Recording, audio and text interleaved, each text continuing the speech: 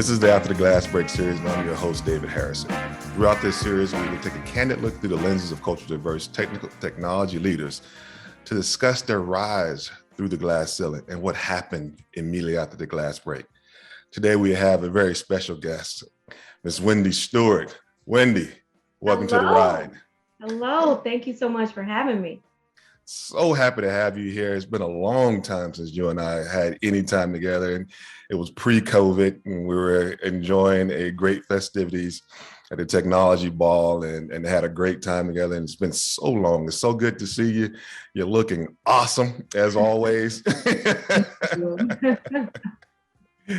So what we want to do here is basically take the audience on, your journey and give them understanding of who you are, where you came from, what are some of the things you saw, what are some of the unimposed glass ceilings that you went through, what are some of the imposed glass ceilings that you broke through to become, a vice president of a very great company and driving sales operations within that logo. So tell us, Wendy, where'd you grow up and how'd you grow up? Wow, this is one of my favorite parts of my story to tell. I grew up in Beaumont, Texas. So that's where I'm from. It's in Southeast Texas. And I was raised by a single mother and grew up on welfare. It was four of us. And to her success, or to her credit, all four of my siblings are college graduates. So just, we were raised watching her work hard. And it was just something that was instilled in all of us from a very early age. Yeah, it's amazing how, this is not an atypical story, right? That I grew up the same way you did. It was four of us. And ironically, all four of us went to college over time. Mm-hmm. So, but the strength of the mother figure in our culture and the power that mother figure has driven into us as far as work ethic. So talk us through exactly how that worked in your family structure, right? So you single mom, yep. Multiple jobs, or what was that environment like growing up? It was interesting. To this day, my siblings and I are really close. I have an older sister that's 10 years older than me, and she sort of was the first one to get out. So she kind of, just modeled the way for us. And then I have a brother that's 4 years older than me, and he kind of, picked up where she carried him and he pulled me out. And then, I have a younger brother. And it was kind of the same thing. We were all influential in each other's success and, getting out. The one thing that, my mother was clear about was, you're going to get an education, you're going to get a good one. I'm only going to show up to that school for, academics and sports, and that's it. There's no other reason that I should have to leave, one of my jobs to come to the school. But, what was unique for us, it was a village. My mom's sister always lived really close. So, if my mom had to take a night shift and work somewhere, we always knew that we could, walk to her house to, get dinner. My grandmother and grandfather, they were really close by. So it was just that village that sort of, kind of, helped my mom raise us. And it was, I have friends and I see, we look around and we look back and say, wow, we made it out. But it was, definitely a village. Yeah, and what you described is something I talked about prior to, and my childhood was, again, very similar to yours, and I had no idea that, we were poor, right? Exactly. I didn't know, right? Because I hadn't been exposed to the socioeconomic classes at that point in time, and just like you, my mom's aunt, they were too close in age because my grandmother was the oldest in her family, was right up the street. And then my grandmother was literally less than, a mile and a half away, 2 miles away from us. And again, it was a 3 mile radius that we knew, and we had no idea anything outside that three mile radius. So we understood or believed that because there was always love, there was always a place. If mom didn't have food, maybe auntie had food or grandma had food. So it was always a place to get food. And we didn't realize at the time that, we were poor, right? It was just the four of us and then friends. Everyone looked like us, was in the same socioeconomic environment, and I grew up prior to the internet, so and yeah, I'm gonna let everyone in on the story prior to cable.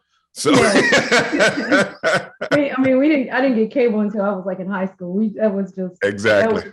was, that was a luxury. Yeah, exactly. So how was your neighborhood like? So were you exposed to anyone in your neighborhood that was in corporate America, or that was in a business light that you saw? So, in my neighborhood, I mean, it was all laborers in my neighborhood. You worked at the corner store, you worked in retail. There were a few teachers in my neighborhood, but what changed my life was middle school.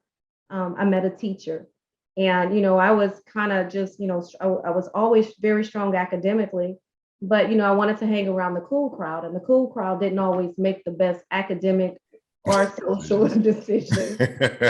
And one day I passed her classroom and she handed me a note, and I was like, what? Yeah, why is she handing me a note? And I read it.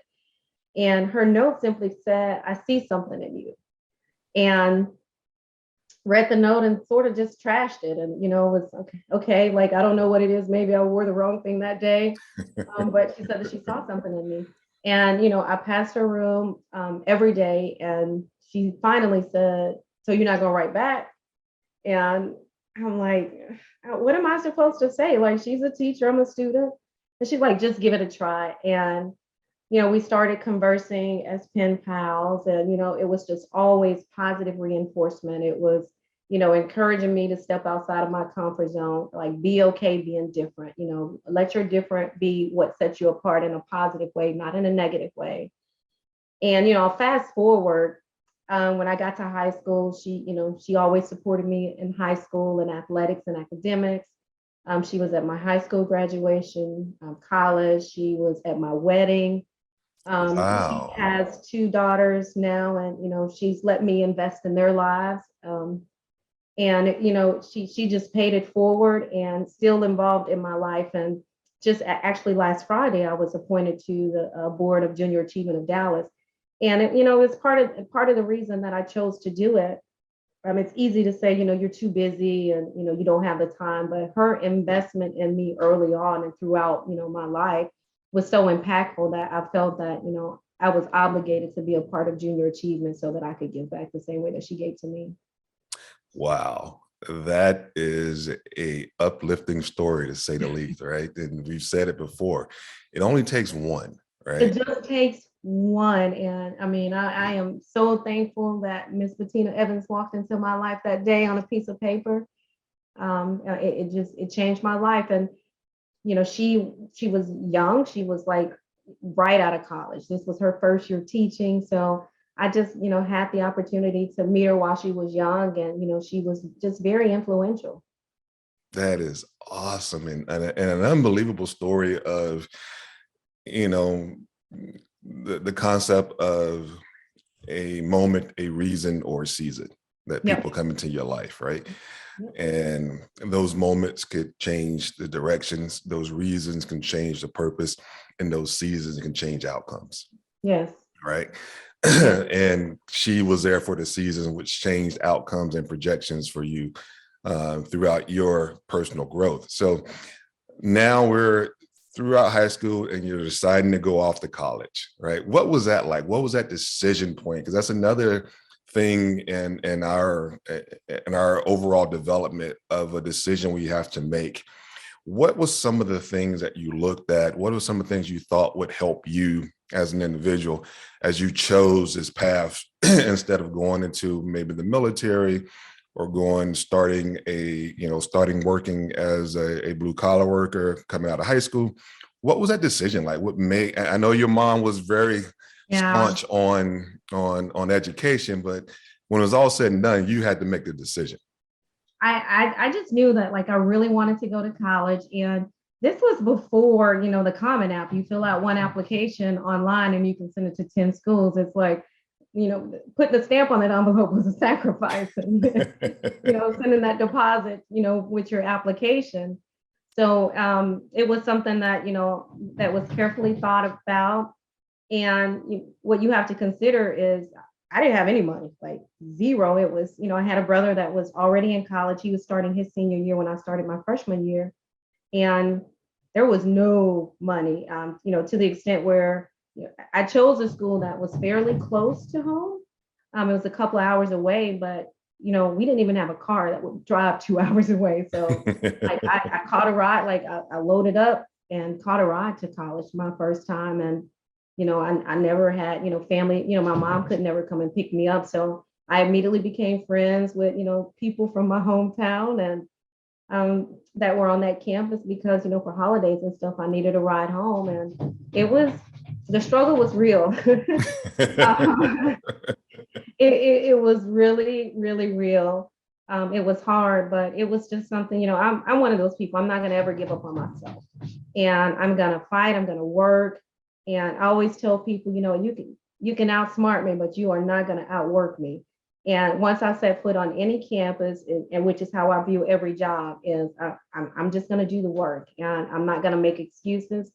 And I'm gonna be pulling myself up, but I'm gonna also be pulling somebody else with me. So help me understand that, because one thing that you just mentioned was all of the external factors that Mhm. were a burden to you going through and getting to college. And you talk about work ethics. I think you probably picked a lot of that up from your mom. But what made you fight through those, right? Because that's one of the first ceilings you had to break, right? One of the things that I tell people is that the human anatomy and human ways of thought, we're not cerebral like people think we are. We're very visual, right? Our So, environment really affects us. So help us understand how you got through that. so one of the things that really inspired me was, my grandmother was the oldest of all of her siblings, and she had a third grade education. And when I was in elementary school, I would get home from school, and she was like, "Show me all the words that you learned today." And she couldn't teach me, but I can teach her, and she learned sight words. And just through her being so close to me at that young age, because my mom worked, so I would go to her house after school. She got into an adult continuing education program so that she can just learn to read. But when it was time for me to leave to go to college, my grandmother she said, "Look around. There's nothing here for you. Don't come back to what's here. You either come back and you change how it looks around here, but you come back better." And that was one of the things. Like, it's so easy to take my education for free, and I didn't take it for free because I knew her sacrifice. She had to stop school because she was the oldest, and she had to go and pick cotton. So it was something that was personal to me. I wanted her to know that I understand her sacrifice. And it, like you said, with so many competing priorities around in the neighborhood, and just looking around, kids today, it's so comfortable. You go to school and you sort of have a sense of safety, and you don't understand, coming home, or sitting in the class, and the police are always showing up because there was some crime that was committed, and it was someone in your class that committed these violent crimes. So it was a lot of stuff going on in my neighborhood that I knew that I did not want to be a part of. And I knew that just having an education and that work ethic was going to help me. I also played sports, and that was something that really kept me aligned with my academics, because no pass, no play. You have to pass to play. Yes. And that was my mom's rule too in her house. You always had to make the grades. And it was just personal to me. It was just that drive to succeed regardless. That is the intestinal fortitude you just described, is something that I think a lot of people in our audience can relate to, and some cannot, right? Mhm. Because um, resources Yeah. are so critical in today's world to Mhm. understand, with the internet and the amount of data and amount of opportunities that exist to learn about things outside your neighborhood are out there. When we were growing up, those resources were not available to us, Yeah. right? And the struggles that we faced are a little bit different than our counterparts here today because of the lack of resources. Yeah. And what you just described to me is not being a victim to that environment, but inspiring and competing and coming out of that environment and not let that environment be who you are. So now you're in college, you're getting ready to come out. What made you believe that corporate America would be something for you? Like what typically, we haven't seen it. We think we know what business is, but we haven't experienced it. You had a mentor that had been through, but they went into education. So your mentorship came out of an education focus and not a business focus. So help us understand that transition for you. And then coming out during that time, and you have a double stamp on you, right? You're Black and you're female. Yes. When I was my last year, so my major was business management and ethics. And, my last year in college, I was toying with, do I want to teach? Like, do I just go, get a certification and teach? And I went and shadowed in the classroom, and it was eye-opening. There could be nothing worse than being in the classroom. So, let me try something completely different. And right at that time, I started working at a telecommunications company. And, that's how I kind of, broke into the industry. And I started out, as an executive admin for like the VP of engineering, sales engineering or something to that effect. And the top salesperson in the company was an older white lady, and she was not about to make that digital transformation from picking her orders up off the fax to using a computer. And she made a deal with me. She's like, look, I'll teach you everything I know if you take care of everything on this computer for me. And I did just that. Like to this day, I think she's 79, and I talked to her on last Friday, and even to the point where when I started growing and learning a lot about that role, and started getting some early success, but I started so entry level. It was another opportunity at another data center company, which is how I got into the industry that I'm in. And I took that job, the first job, not knowing, like, I just got an offer. And one day we went to lunch, she was like, okay, like, let's practice for your interview. Let me show you how to go in there and negotiate your salary. This is like, they don't just put a number in front of you. You go in there with what you think you're worth. And, just that investment, someone that kind of coached me, even, business professional, how to dress. She sincerely cared about me. She didn't see my color. She just saw that, I could help her and she can help me. And to this day, we're still friends. Wow. Wow. It's just so untraditional. It's just like, every season someone just keeps showing up. And, even today, the co-founder of my company today, that first data center company that I went to and negotiated that salary, he works at this company today. And, when I started data centers, I didn't know much about a data center. I started at the bottom. But I learned how to pull cable. I learned how to design networks. I learned how to, oversee power installs. And, it's just started building, just from the bottom up. So when, people say, like, how did you get here? Like, it was some work involved. I didn't show up. And this is not, a result of, privilege or entitlement or affirmative action. This is just me showing up every day doing the work. And even today, like, there is no job at work that, if I'm willing to ask you to do it, I'm willing to do it. Lead by example. Yes. Right. Yes. Lead by example. Every day. Total mind process of getting things done is by leading by example. Yeah. So those leadership skills seem to be innate to you. I'm really enthralled by your mentor when you came into the business, right? So we're going back to what we talked about a little bit earlier with, it only takes one. Yep. To navigate and give you the bumpers you need to make it through some of the early rough waters that we see coming into corporate America. I know when I came into corporate, I did the same thing you did. I came in at the telecom level, and I came at the bottom of the rung of the telecom level. Yeah. And I remember the times that I had, no one was there to tell me Like, Yep. David, don't do this. David, don't do that. David, don't do this. And so I had a good friend in college that I watched what he did, and I kind of tried to mimic his steps, Yeah. right?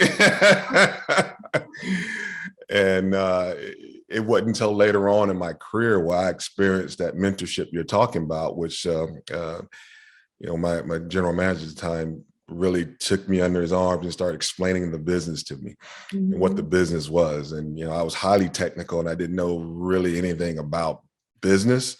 Mhm. But if it was a hard technical problem you wanted to solve, I'm going to raise my hand and go try to solve it, right? Yep.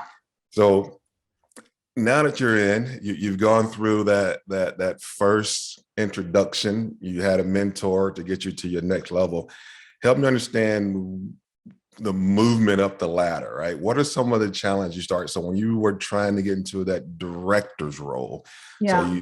you made your way up from middle management to senior management, but you hadn't reached that junior executive level. So what was it like going from that management level to that junior executive level, and what made you think you can be an executive within your current infrastructure? So, I've always just, believed in me. I mean, I'm gonna, I'm gonna always, go for the home run for myself. Right. And that's something that was really important to me. And it was a lot of work, but I also had, just some excellent, coaching and mentoring to kind of help me shift as I moved along. It wasn't always easy because again, being a Black female in this industry, you're always taken for granted. You're always over talked in a meeting. Um, they always assume that it's someone else that's making the decision and it's not you that's making the decision. And I've had to kind of shift how I respond to that. I respectfully disagree in those type scenarios, but it took some growing for me to understand that people only know what they know. I mean, that's when you talk about DE and I, people don't know how to relate to someone that looks like me if they've never worked with someone like me. They don't know that I'm going to always show up and do my best. So there's a trust issue. There's a barrier there already. Our communication styles may be a little bit different. I'm typically honest. I'm very honest. And sometimes in a male-dominated industry, that honesty and upfrontness is not appreciated or respected. So it's kind of like you just come in, you do the job, and you don't really have an opinion about the job. But I learned over time that what, I do have something to add, and I should be comfortable advocating for myself. And it's not always easy to advocate for yourself, when you're always being shot down. But I had to, have that confidence in myself. And I read a lot, I listen to a lot of podcasts, and it's people that have gone before me that have, broken that barrier. And so I knew that it could be done. And, I'm fortunate enough to be in an organization where, that I don't feel that, I'm being held back, and, that I'm trusted and respected. And the younger generation that's coming into corporate America, they hold you very accountable for it. Like Right. they hold you accountable for it, and they want to have those uncomfortable conversations. Yeah, this is true. And so I'm gonna get a little controversial here.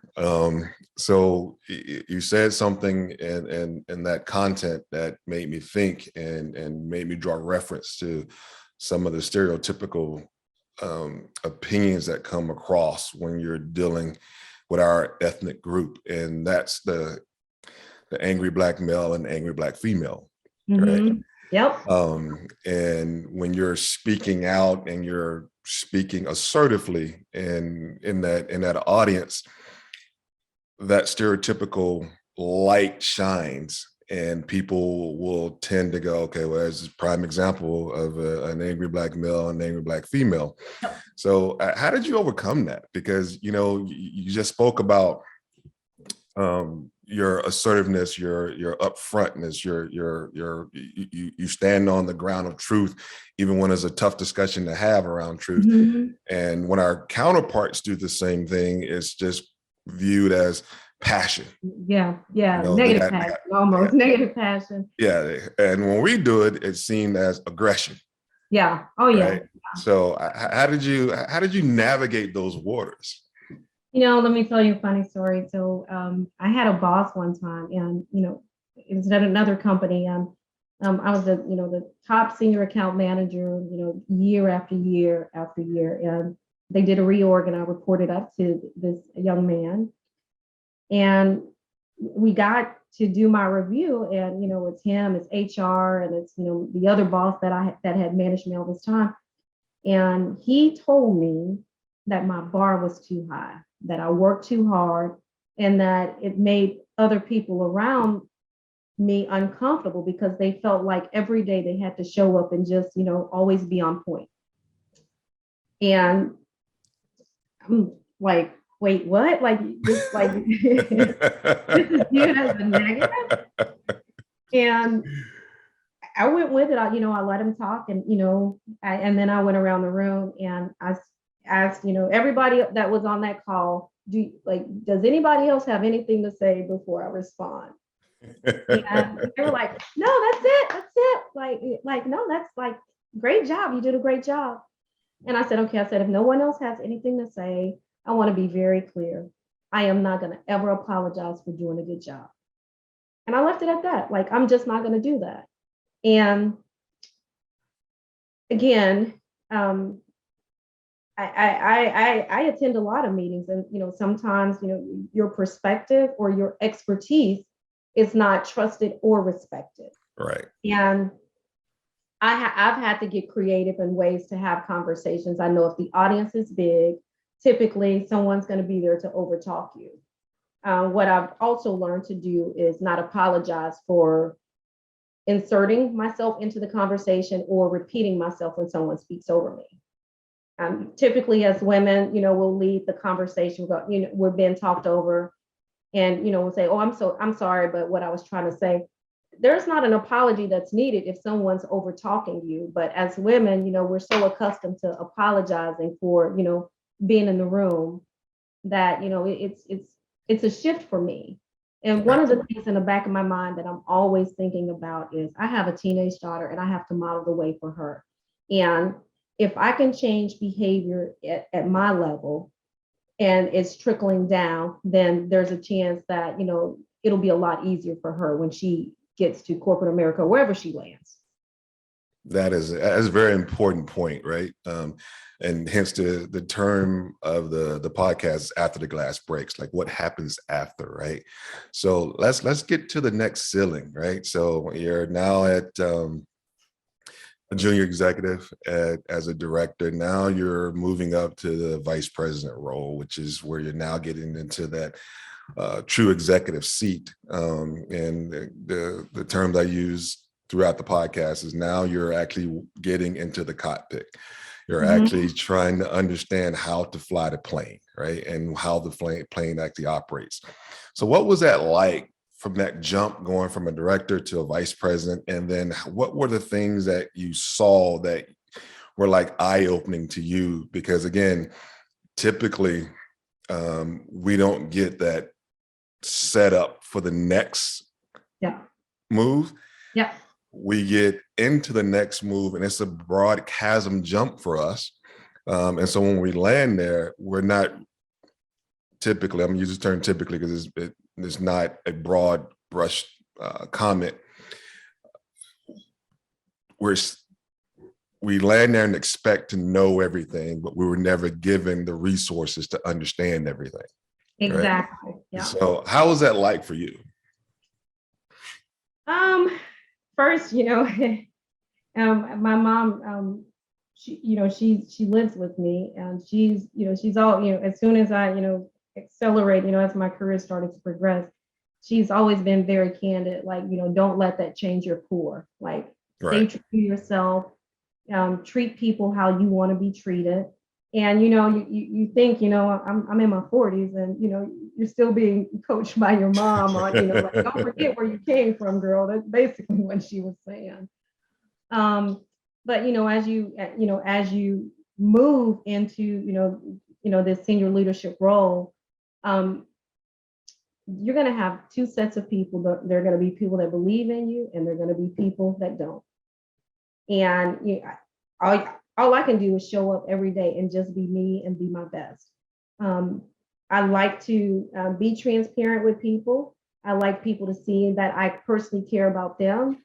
And I think that's what's helped me really, bridge into the level that I'm in, because technology is such a male dominated industry. Men typically don't get into the weeds of relationships with people that they work with. They're in and out. But, just being able to, advocate for other women in my organization, it's something that I became really passionate about. Even our maternity policy at my company was one that, was 20 years ago.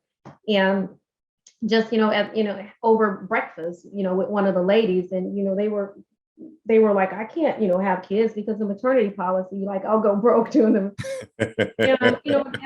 Just being having that executive sponsorship, someone to go and say, hey, it's time for us to reevaluate this. And, this impacts our financials, it affects our recruiting, and just having those conversations. But it's also just checking in on people. I don't check in on just the men, the women in my organization. I check in for the women. And so I think that's kind of helped me bridge the gap in such, a male dominated company. There are no other female vice presidents in my company. But I do feel that, they helped because they were really, receptive to me in the role. I have an amazing, leadership team, and, they support me, they advocate for me, and they trust me. And, just on that, you said, just getting to that level. I was recently at an event in Hawaii, and this was the first time that this industry had invited a female executive to this event in almost 20 years. And I think I met every male executive there. Why? Because they were happy to see a female finally represented. And they said, when you got up to introduce yourself, we started clapping, and, they wanted to hear my story at that point. Right. And, even looking at their husband's success, every story that I was hearing is, I have a daughter and I want her to know that she can be a part of, this industry, and that, that there is, that they can do anything. So that was, really impactful to me. And that's really important, right? And it goes back to what we just talked about at the start of the podcast itself is, they can't be what they can't see, right? So now you're in the position, you're vice president of cell operation at, data center, and I'm sorry, not data center, but DataBank. Because you kept saying data center, it threw me off. But and now you're attending external meetings, you're attending external events, and they're seeing you in this vice president like life and this position. So when you're external of your trusting internal team and you walk into another room, how is that? What is the feelings that go through you when you do that? When you know that you're representing your company and you walk into a room with other executives, and what is that feeling like to you? And then what is the response from them as you walk into the room? I think for me, it's, I always give myself a pep talk whenever I walk in any room. So I just have to be comfortable with who I am. Right. And, I think I know, this industry, pretty well. But walking into that room, sometimes it can be intimidating because, no one assumed that I should be there. But again, I'm here to prove you wrong. And I like having conversations with people. So I have the gift of gab, and I will work that room and I will speak to everyone. And, even if they're uncomfortable talking to me, I'm still going to have that conversation. And that's one of the things that I've, really learned, over my career. Once I open my mouth and start having conversations with people, they see that, it's just me, it's just another human being. I feel when I do go into these situations with men, now that I'm at this level, I like having the conversations about, other women in their organization and promoting those women in their organization. I feel that it's my responsibility to, represent myself, but to advocate for every other woman in this industry and any, even kids, young kids. I go to a lot of middle schools and high schools to speak on career day. And I just want, I'm trying to encourage them to let them know that like you have a seat in the room, like you have a seat at the table. And I took a class where we had one of the women's groups in Dallas. We had this lady come in and she did a presentation for us. And we did some icebreakers, and it was how to enter the room. And it was Mm, how to enter a male dominated room. And, we nice. did exercises of checking in and out of the conversation, how to assess the room, go and talk to the first person that makes eye contact. That's your invite into the room. And then, how to navigate around that room. So just little stuff. It's not stuff that just happens. It's stuff that has to be learned as well. Yeah, that's interesting. I'm very interested in that course because that's something that when we think about the boardroom and as I mentioned before, and you see me, I'm not a small guy, so so Yeah, I hear it's so much different for men though. yeah, So yeah, yeah. it is. But conversely, because I'm not, and I got a very heavy voice, and I'm not afraid just to enter a room and start a conversation. Um, but conversely, there are, as you mentioned, that eye contact. Yeah. Some of the eye contact I get is not in a positive light, is more of a shock. Yeah. Like, Yeah. Yeah. Yeah. who is this? Yeah. Yeah. So, and I think again, that's that unconscious bias that comes out when you're used to that boardroom looking a little bit different, or that meeting room looking a little bit different. And that is something, again, from a glass ceiling perspective, that still exists, right? When I'm with my bottle rocket peers, we all know each other, so Mhm. it's very easy Yeah. to navigate the room because we've gotten used to each other in the room. But when I go to different customers and dealing with different customers that have not seen someone that looks like me and talk like me walk in the room, there is a ceiling that now I got to break again, because now I got to gain, like you mentioned before, gain confidence of the room that I belong, right? Yep. Yep. So help help your female audience understand some of the things you just talked about in a little bit more detail, how you gain that confidence, how you go in with the hammer swinging to break that glass ceiling in the room. It's funny. One of my peers, we would go into meetings and he would say, like, let's set a timer and see how long it takes them to realize that you're the person they should be talking to, not me. And so, it sort of became a joke at some point. But, I would say I always like to prepare, and to the extent that I always sometimes over prepare, where I always want to show up and I'm comfortable and I'm confident that I know what I'm talking about. And if I'm going into a meeting typically for the first time and I know who my audience is going to be, I'm going to go and do a little research on who I'm meeting with, so that I can find some synergy in our conversation. You look at someone's LinkedIn profile, you typically can see, if they like football, if they like swimming, or whatever the case may be. So I try and I'll write notes and rearrange the room and try and figure out, like, how do I connect. Um, but what I also try and do is not fit in. I want to be my true authentic self every time I walk into the room. And sometimes um, that's perceived negatively. When it's a male dominated meeting. But if I'm on the agenda, then give me the same amount of time that everyone else is going to have in that meeting. For women, I would just encourage them to find that support system, find that cheerleader system, someone that's going to always be there, that's going to encourage you. Um, that may not necessarily be someone that you work with, that may be someone outside of your organization, but find that person, pair with someone, find that cheerleader for you. And I have a friend that, she'll encourage me to, oh, like, you should speak at this event. And I'm like, no, it's going to be like 1,000 people. I'm not going to do, that event. Like, yes, you are. Yes, you already signed you up. But, just finding, that, women are real good at advocating for each other.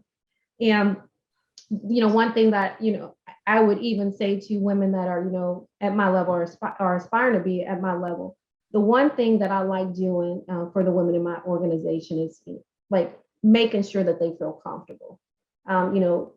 Finding out, what, their wins, their losses, their struggles, where can I help? Like, where are you going with your career? We have a little chat internal for women at work, and I scour that thing and look around, and I'll just ping someone like, hey, I see, I'll go check their LinkedIn profile. I see you're doing this, but your resume says that. And, a lot of times you hear like, it's a technology, you just got to get your foot in the door. And I typically try and bridge that gap. Like, okay, you have a heavy compliance background. Why aren't you in compliance? And, we have some compliance roles. So just, I always try and bridge that gap for women. And that's what we have to do as women, just in this industry. We all, we have to be looking for ways to accelerate and help promote other women in this industry. That is absolutely awesome and absolutely correct, right? And if not you, then who, right? Exactly. Is the thing. So before we close, I'm gonna put you on the spot here, because I'm really enthralled around your upbringing and the struggles that you came through and the ability to navigate the environment. So what would today's Wendy say to 9-year-old Wendy if she was able to go back and talk to her? What would she say to her? Today's Wendy, when you grow up poor, like the way that I did, you grow up with some hurt, just, not, having a father present, things like that. And, you carry that hurt with you. And, what I would tell 9-year-old Wendy is to just be comfortable with the blessings that are in front of you and not worry about the blessings that you don't have. And that was one of the things that was my mind shift change. Like once I was able to forgive, I always tell, like now I tell, people, your past hurts have a statute of limitation. Like, come on, let's move on.